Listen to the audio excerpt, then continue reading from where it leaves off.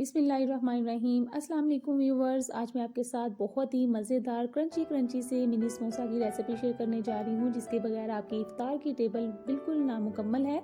तो कैसे आप इसको घर पर ही क्रंची और मज़ेदार सा तैयार करेंगे, सारी चीज़ें आपके साथ स्टेप बाय स्टेप शेयर की जाएंगी। तो चलिए स्टार्ट करते हैं। बिस्मिल्लाहिर्रहमानिर्रहीम। यहाँ पर मैंने पैन के अंदर 2 टेबल स्पून ऑयल ऐड कर दिया है। अब इसके अंदर आपने 1 टेबल स्पून कुटा हुआ ज़ीरा ऐड करना है। 1 टेबल स्पून इसके अंदर आपने कुटा हुआ धनिया ऐड कर देना है। अब इसके अंदर आपने प्याज ऐड करनी है, जो कि 1 अदद थी और इसको मैंने फाइनली चॉप कर लिया था।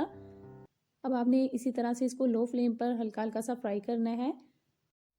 अब इसके अंदर आपने 1 टेबल स्पून कुटी हुई लाल मिर्चें, 1 टीस्पून हल्दी और 1 टेबल स्पून ही लाल मिर्चों का पाउडर ऐड कर देना है।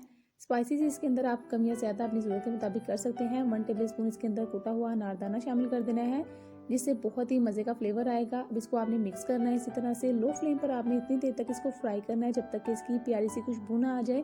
तो यहाँ पर मसाले के भुनने की बहुत ही प्यारी सी खुशबू आ रही है। तो अब आपने क्या करना है, इसके अंदर पोटैटोज ऐड करने हैं। पोटैटोज जो है वो आपने बॉयल करके मैश कर लेना है अच्छी तरह से और फिर इसको इसके अंदर शामिल करना है। अच्छे से इसको आपने मैश करना है ताकि इसके अंदर कोई भी मोटा सा चंक्स बाकी ना रहे। तो अब हमने मसाले के अंदर इसको अच्छी तरह से मिक्स करना है ताकि सारे फ्लेवर्स जो है वो पोटैटोज के अंदर आ जाएं। अब इसके अंदर आपने हरा धनिया और सब्ज़ मिर्ची ऐड कर देनी है, जो कि मैंने फाइनली चॉप किए थे।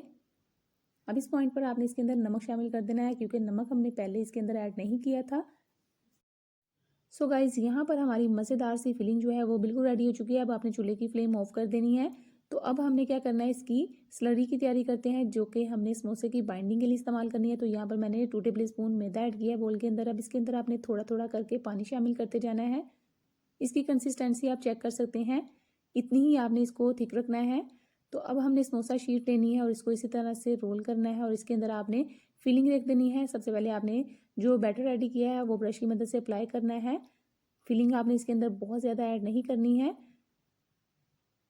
अब आपने इसको अच्छे से बंद कर देना है ताकि फ्राई करते वक्त फिलिंग जो है वो बाहर ना आए। तो यहाँ पर हमारा समोसा जो है रेडी हो चुका है। इसी तरह से आपने 1 बाय 1 सबको रेडी कर लेना है।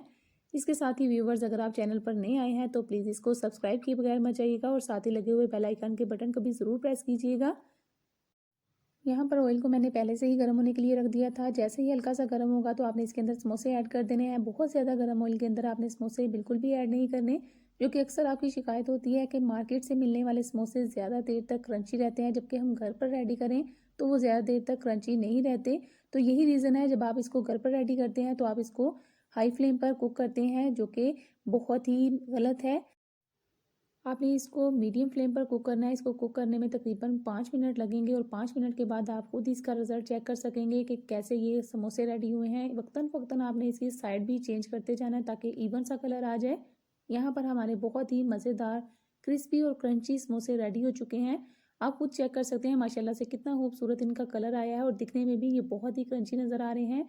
सो जल्दी से जाएँ और इस रेसिपी को ट्राई करें और ट्राई करने के बाद अपना फीडबैक मुझे लाजमी दीजिएगा। अपना और अपनी फैमिली का बहुत सारा ख्याल रखिएगा और मुझे भी अपनी दुआ में याद रखिएगा। तब तक के लिए मुझे इजाज़त दीजिए। अल्लाह हाफिज़।